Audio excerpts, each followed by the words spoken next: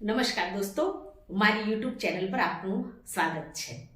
આપ નિયમિત મારી ચેનલ જુઓ છો અને એમાંથી એન્કરિંગ વિશેની સ્કિલ આપ શીખી રહ્યા છો, એ માટે ખરેખર હું ખુશી અનુભવું છું.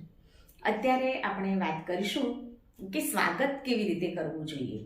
હવે સૌથી પહેલું મેઇન છે ને એ સ્વાગત છે મિત્રો, કે સ્વાગત જો ઉમળકાભેર થાય ને તો પછીના કાર્યક્રમને સરળ બનાવવામાં આપણને મુશ્કેલી પડતી નથી, પરંતુ શરૂઆત એટલે કે સ્વાગત, અને એ સ્વાગતમાં જ્યારે શરૂઆત થોડીક નબળી થઈ જાય ને તો એના પછીનો કાર્યક્રમ છે ને એ થોડોક દ્વિધા સાથેનો આપણો બનતો હોય છે. કહેવાય છે ને કે first impression is the last impression. એટલે સૌથી પહેલી શરૂઆત એક એન્કર તરીકે આપણે સ્વાગતની સાથે એવી ધમાકેદાર કરવાની છે અને સરળ કરવાની છે, જેથી કરીને ઉપસ્થિત તમામ ઓડિયન્સ અને મહેમાનશ્રીઓના હૃદયમાં એક અલગ જ પ્રકારની છાપ આપણે ઉપસાવી શકીએ. પહેલી તો આપણી શાયરી છે એ બોલી શકીએ છીએ મિત્રો. કોઈ પણ સ્થળને પહેલાં તો આપણે મહત્ત્વ આપીને, ધારો કે કોઈ સ્થળ વિશેની કોઈ વધારે જાણકારી છે તમને, કોઈ સ્થળ વિશેની કોઈ લાક્ષણિકતા છે, કોઈ સ્થળની વિશેષતા છે, તો એ વિશેષતાને રજૂ કરતાની સાથે જ કે આજે આ ધરા ઉપર ખૂબ સરસ રીતે મહેમાનશ્રીઓ ઉપસ્થિત છે. ધારો કે પાલનપુરમાં કોઈ કાર્યક્રમ થતો હોય, બનાસકાંઠામાં આવેલા, તો પાલનપુરની ધરતી છે ને એ મિત્રો અત્તરની નગરી છે, ફૂલોની નગરી છે, સાથે શાયર અને ગઝલોની નગરી છે. તો એ વસ્તુને વણી લઈને ત્યાં જો આપણે સ્વાગત પંક્તિ મૂકીએ ને તો વધારે સારું લાગે. તો કેવી રીતે આપણે મૂકી શકીએ એ અહીંયા આપણે જોઈ રહ્યા છીએ કે કોણ કહે છે ફૂલોને કે મહેકી ઉઠો તમે, તાસીર ખુદ એવી છે કે મહેકી જવાય છે. મિત્રો, આ પંક્તિ બોલીને તરત જ આપણે કહેવાનું છે કે આજે આ પાલનપુરની ભૂમિ ઉપર, પાવન ભૂમિ ઉપર, ફૂલોની નગરીમાં, અત્તરની નગરીમાં અને ગઝલ અને શાયરોની નગરીમાં હૃદયના સ્પંદન સાથે પોતાની ભાવનાઓ અને આશીર્વાદની સુગંધ લઈને પધારેલ મહેમાનશ્રીઓનું આપણે ખૂબ સુંદરતાથી સ્વાગત કરીએ છીએ. આપણા અંતરના ઉમળકાથી, હૃદયના ભાવથી એમનું ખૂબ ખૂબ સ્વાગત કરીએ છીએ. આ પ્રમાણેની પંક્તિ, આ પ્રમાણેનું આપણે બોલવાનું અને પછી મહેમાનશ્રીઓને આપણે વધારે મહત્વ આપીને એમને ત્યાં એ વખતે એમનું સ્વાગત શાબ્દિક એક એન્કર તરીકે આપણે કરવું પડે છે. ત્યારબાદ જે યજમાન હોય, જેણે આનું આયોજન કર્યું હોય, એના પ્રમુખશ્રી હોય કે કોઈ વિશેષ હોદ્દો ધરાવતા હોય, એમના થકી આપણે ત્યાં સ્વાગત કરાવવાનું હોય છે મહેમાનશ્રીઓનું શાબ્દિક સ્વાગત. તો શાબ્દિક સ્વાગત માટે પણ આપણે જે પ્રમુખ છે, જે સ્વાગત કરવાના છે, એમને આપણે ઇન્વાઇટ કરવા પડે ડાયસ ઉપર, ત્યારે એ બધાનું સ્વાગત કરશે. તો એમને આપણે જ્યારે સ્વાગત માટે બોલાવીને ત્યારે મહેમાનોનું સ્વાગત કરવા માટે હું વિનંતી કરીશ સો એન્ડ સો સંસ્થાના પ્રમુખશ્રી, શાળાના આચાર્યશ્રી, કોલેજના પ્રાધ્યાપકશ્રી, આ રીતે આપણે કહી અને એમને આપણે ખૂબ ઉમળકાભેર ડાયસ ઉપર બોલાવવાના છે કે પ્રમુખશ્રી મંચસ્થ મહાનુભાવો અને આપ સૌનું ખૂબ સુંદર રીતે શ્રેષ્ઠ સ્વાગત કરશે હૈયાના પુષ્પોથી. ત્યારે પછી એ સ્વાગત કરશે ને બેસવા જાય એ વખતે બેસતા બેસતા આપણે થોડુંક બોલી લેવાનું. આ બધી વાતો નાની નાની છે મિત્રો, પણ બહુ અગત્યની છે અને ધ્યાનમાં રાખવા જેવી છે કે આપણે જ્યારે સ્વાગત માટે પ્રમુખશ્રીને કે કોઈ હોદ્દેદારશ્રીને બોલાવીએ ને મંચ ઉપર, ત્યારે એ ઉઠીને મંચ ઉપર આવે, માઇક ઉપર આવે ને ત્યાં સુધીનો સમયગાળો આપણો વ્યર્થ ન જવો જોઈએ. એ વખતે આપણે શાંત ન બેસાય. એ વખતે જે સ્વાગત કરવા માટે આવે છે એના વિશે આપણે થોડુંક બોલી લેવાનું. અને એ સ્વાગત કર્યા પછી જ્યારે બેસવા માટે સ્થાન ઉપર જાય છે ને ફરી પાછા ખુરશી પર, ત્યારે પણ એ સમય આપણો બગડવો ન જોઈએ. એ સમયનો સદુપયોગ એક એન્કર કરી શકે અને એ વખતે જે રીતે સ્વાગત કર્યું હોય ને એ વસ્તુને ઉપસાવીને ત્યાં એમના સન્માનમાં પણ વાત કરવાની અને મહેમાનશ્રીઓના સન્માનમાં પણ આપણે વાત કરવાની છે. આ રીતે આપણે એમનું સ્વાગત કરવાનું છે ને કે આ ફૂલહાર નથી, ફૂલ છડી નથી, આ અમારા અરમાન છે ધરી કાંઠે, આપના અમારા આંગણા દીપાવ્યા છે. આ રીતે આપણે બનાવી શકીએ મિત્રો પંક્તિ. તો એવું નથી કે ક્યાંથી ઉઠાવી હોય ને એ જ બોલવી જરૂરી છે.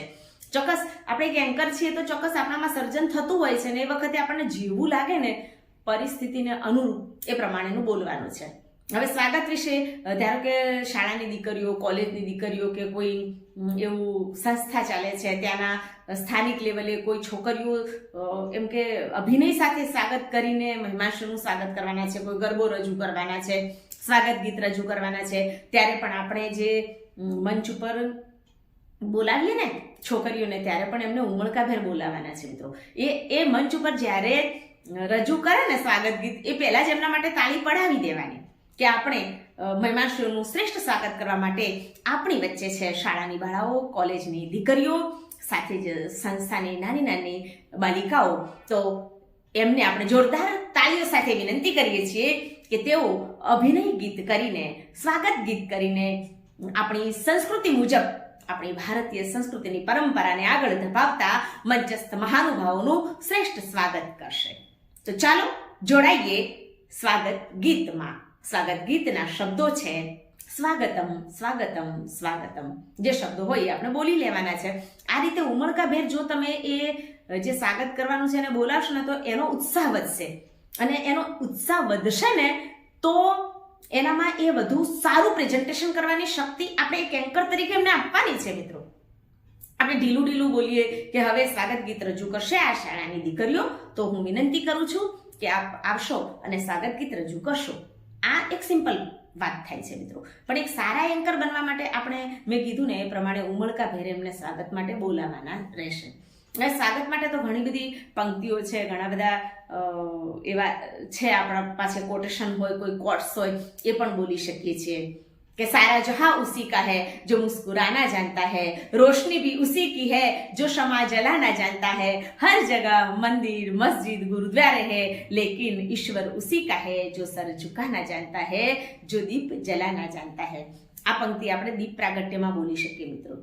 દીપ પ્રાગટ્યમાં બોલીએ ને ત્યારે ખરેખર વધારે સરસ લાગતું હોય છે. શાળા અને કોલેજ હોય ને ત્યારે તો ચોક્કસ એ પંક્તિ બોલવાની જ છે કે મારે જ્યોત બનીને જગવું છે. દીવાની સાથે એનું તાદાત્મ્ય છે.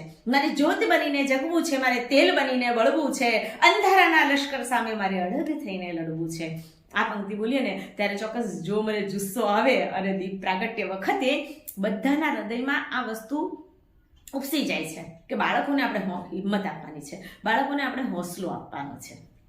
અને એમ છે ને કે પ્રાર્થના તો જ્યારે થતી હોય ત્યારે કે એક પળ ઝળહળ્યા તો બહુ થયું, આપણે ખુદને મળ્યા તો બહુ થયું. એક પળ ઝળહળ્યા તો બહુ થયું, આપણે ખુદને મળ્યા તો બહુ થયું, તો ઉખાડી ફેંકવાની જીદ ના કર, તાર છે તે ખળબળ્યા તે બહુ થયું. આ રીતે થોડીક ક્ષણો સુધી પ્રાર્થના દ્વારા આપણે ભગવાન સુધી પહોંચવાનો પ્રયત્ન કરીએ છીએ. એ ક્ષણો જ આપણા માટે ખૂબ મહત્વની છે. એટલી ક્ષણો પણ કાફી છે આપણને અંદર પુલકિત થવા માટે, શ્રદ્ધાનો દીપક પ્રજ્વલિત કરવા માટે. દોસ્તો, અહીંયા વાત એ મહત્વની છે કે જેટલું સારું શબ્દભંડોળ તમારી પાસે હશે, જેટલું સારું તમે સાંભળશો, વારંવાર તમે મારા વિડીયો સાંભળશો, તો ચોક્કસ આ શબ્દો તમારી જે હાર્ડ ડિસ્ક છે ને એમાં ઇન્સ્ટોલ થવાના જ. અને જ્યારે તમે એન્કરિંગમાં જશો ત્યારે ચોક્કસ આ હાર્ડ ડિસ્કમાં ઇન્સ્ટોલ થયેલા શબ્દો બારોબાર એને ઓટોમેટિક જ બહાર આવી જશે મિત્રો. એ વખતે તમારે કશું વિચારવું પણ નહીં પડે, કશું ગોખવું પણ નહીં પડે. એવું છે ને કે તમે સતત જેને સાંભળ્યા કરો, સતત કંઈક સારું સારું ગ્રહણ કર્યા કરો, સતત સારા શબ્દો કાને અથડાયા કરે, તો એ શબ્દો પછી આપણામાં વલોવાઈ જાય છે, આપણામાં વણાઈ જાય છે. અને ઓટોમેટિક એ સમયે પછી આપણું પોત તાણાવાણાની જેવા વણાયેલા શબ્દો અને આપણું પોત ત્યાં પ્રકાશી ઉઠે છે મિત્રો. નાની વાત, ખૂબ મહત્વની વાત. આજે આપણે મળ્યા સ્વાગત વિશેની થોડીક વાત કરીને, અને સ્વાગત માટેની ખાસ પંક્તિઓનો મારો વિડીયો છે, એ હું આ ડિસ્ક્રિપ્શનમાં મૂકીશ. તો ચોક્કસ તમે એ વિડીયો જોજો, અને એમાં જે શાયરીઓ છે, પંક્તિઓ છે, એ તમારી નોટમાં તમે લખી દેજો, તો તમારે એ વખતે કામમાં આવશે. હા, કોઈ કાર્યસૂચિ જ્યારે બને છે ત્યારે ચોક્કસ આપણે કાર્યસૂચિ પ્રમાણે કામ કરવું જરૂરી છે, પણ કાર્યસૂચિ મુજબ આખી સ્ક્રિપ્ટ લખી દેવી એ યોગ્ય નથી. કારણ કે એક એન્કરને તો લાઈવ જે કંઈ પણ આવે ને એ મહત્વનું છે. અને એક એન્કર તરીકે ખાસ એ વાત યાદ રાખવાની છે કે જ્યારે ત્યારે આપણા મોઢામાંથી કોઈ એવો શબ્દ ન નીકળવો જોઈએ કે જે કાર્યક્રમને ડિફેક્ટિવ કરી શકે મિત્રો. ખાસ આ ધ્યાન રાખશું આપણે. અને જો કોઈ પણ કામ છે તો મને ચોક્કસ ફોન પણ કરશો, મેસેજ પણ કરશો. અને કોમેન્ટમાં ચૂક લખશો, શેર કરજો તમારા મિત્રોને, કેમ કે તમને કામ આવ્યું છે તો ચોક્કસ એમને પણ કામ આવે અને જ્ઞાન છે ને એ વહેંચતા વધે. મિત્રો આજે હું તમારી સાથે આ વાતચીત કરું છું, આ વિડીયો દ્વારા આવું છું ને, ત્યારે ચોક્કસ મારા જ્ઞાનમાં પણ વધારો થાય છે, કેમ કે તમે મને ઘણી વખત કોમેન્ટ કરો અને કોમેન્ટમાંથી મને કંઈક જાણવા મળે કે આવા શ્રોતાઓ પણ છે આપણા કે જે ખરેખર ખૂબ સારા જાણકાર છે, સારા વક્તા છે, સારા સાહિત્યના જાણકાર છે, હૃદયના માણસ છે, ત્યારે આનંદની પળોમાં આપણે સરકી જવાય છે. મિત્રો ચોક્કસ મારી કોમેન્ટ તમે લખજો કોમેન્ટમાં, અને જો તમને મારો વિડીયો પસંદ આવે ને તો લાઈક ચોક્કસ કરજો, સાથે જ મારી ચેનલ સબસ્ક્રાઈબ અવશ્ય કરી લેશો. ધન્યવાદ.